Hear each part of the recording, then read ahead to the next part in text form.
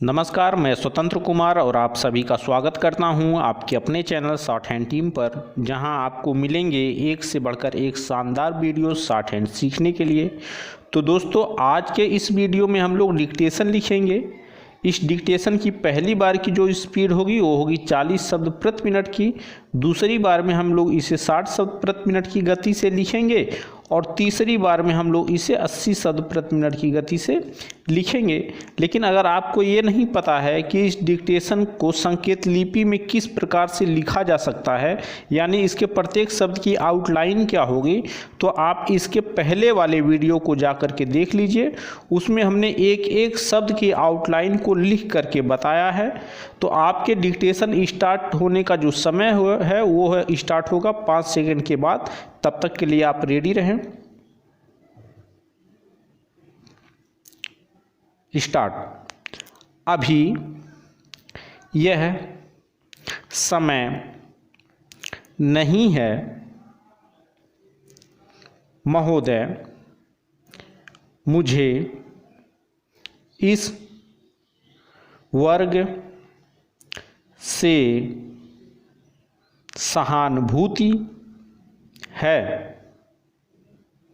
भूख भूख ही होती है, चाहे कोई व्यक्ति ब्राह्मण परिवार में जन्मा हो या फिर हरिजन परिवार में। भूख जाति या समुदाय का बंधन नहीं मानती, लेकिन मैं यह कहना चाहता हूँ कि हरिजन को भूख में अपमान सहना पड़ता है। हरिजनों को बहुत अधिक कठिनाइयों का सामना करना पड़ रहा है। इन वर्गों की ओर हमें तुरंत ध्यान देने की ज़रूरत है। अतः अच्छा होगा यदि हम समाज के आर्थिक रूप से कमज़ोर वर्गों के बारे में कुछ करने से पहले इन लोगों के प्रति किए गए वायदे को पूरा करें। संविधान में पहले ही से अनुसूचित जातियों और जनजातियों के उद्धार के लिए उन्हें आरक्षण सुविधा प्रदान की गई है। हम उनके साथ न्याय नहीं कर पाए हैं।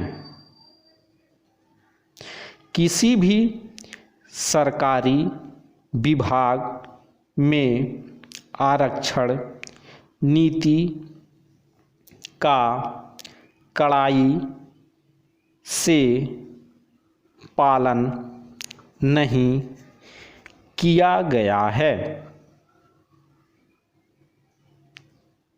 सभापति महोदय, देश के विभिन्न भागों में अंतर्शोध और हैजे के फैलने से हजारों बच्चों एवं वयस्कों के प्रभावित होने की मानवीय दुखद घटना पर सम्मानित सदन में चर्चा उठाना एक अत्यंत दुर्भाग्यपूर्ण और दुखद बात है।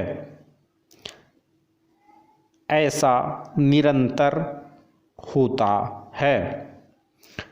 प्रत्येक वर्ष मानसून के दौरान ये बीमारियां फैलती हैं। दुर्भाग्यवश सरकार ने इसे रोकने के लिए कोई निरोधक उपाय नहीं किए हैं। इससे देश के बीमारी प्रवेश क्षेत्रों की समस्या हल करने में सरकार की असफलता प्रदर्शित होती है। स्टॉप। दोस्तों स्टॉप वॉच बीच में रुक गया है, लेकिन उससे कोई फर्क नहीं पड़ेगा, स्पीड आपकी 40 की ही थी।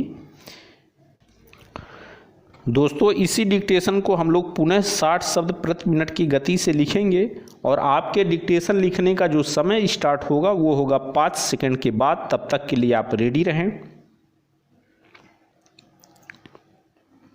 स्टार्ट। अभी यह समय नहीं है महोदय, मुझे इस वर्ग से सहानुभूति है। भूख भूख ही होती है, चाहे कोई व्यक्ति ब्राह्मण परिवार में जन्मा हो या फिर हरिजन परिवार में। भूख जाति या समुदाय का बंधन नहीं मानती, लेकिन मैं यह कहना चाहता हूँ कि हरिजन को भूख में अपमान सहना पड़ता है। हरिजनों को बहुत अधिक कठिनाइयों का सामना करना पड़ रहा है। इन वर्गों की ओर हमें तुरंत ध्यान देने की ज़रूरत है। अतः अच्छा होगा यदि हम समाज के आर्थिक रूप से कमज़ोर वर्गों के बारे में कुछ करने से पहले इन लोगों के प्रति किए गए वायदे को पूरा करें। संविधान में पहले ही से अनुसूचित जातियों और जनजातियों के उद्धार के लिए उन्हें आरक्षण सुविधा प्रदान की गई है। हम उनके साथ न्याय नहीं कर पाए हैं। किसी भी सरकारी विभाग में आरक्षण नीति का कड़ाई से पालन नहीं किया गया है। सभापति महोदय, देश के विभिन्न भागों में आंत्रशोथ और हैजे के फैलने से हजारों बच्चों एवं वयस्कों के प्रभावित होने की मानवीय दुखद घटना पर सम्मानित सदन में चर्चा उठाना एक अत्यंत दुर्भाग्यपूर्ण और दुखद बात है। ऐसा निरंतर होता है। प्रत्येक वर्ष मानसून के दौरान ये बीमारियां फैलती हैं। दुर्भाग्यवश सरकार ने इसे रोकने के लिए कोई निरोधक उपाय नहीं किए हैं। इससे देश के बीमारी प्रवेश क्षेत्रों की समस्या हल करने में सरकार की असफलता प्रदर्शित होती है। स्टॉप। दोस्तों, इसी डिक्टेशन को हम लोग 80 शब्द प्रति मिनट की गति से लिखेंगे और आपके डिक्टेशन लिखने का जो समय स्टार्ट होगा वो होगा 5 सेकंड के बाद। तब तक के लिए आप रेडी रहें। स्टार्ट। अभी यह समय नहीं है। महोदय, मुझे इस वर्ग से सहानुभूति है। भूख ही होती है, चाहे कोई व्यक्ति ब्राह्मण परिवार में जन्मा हो या फिर हरिजन परिवार में। भूख जाति या समुदाय का बंधन नहीं मानती। लेकिन मैं यह कहना चाहता हूँ कि हरिजन को भूख में अपमान सहना पड़ता है। हरिजनों को बहुत अधिक कठिनाइयों का सामना करना पड़ रहा है। इन वर्गों की ओर हमें तुरंत ध्यान देने की ज़रूरत है। अतः अच्छा होगा यदि हम समाज के आर्थिक रूप से कमज़ोर वर्गों के बारे में कुछ करने से पहले इन लोगों के प्रति किए गए वायदे को पूरा करें।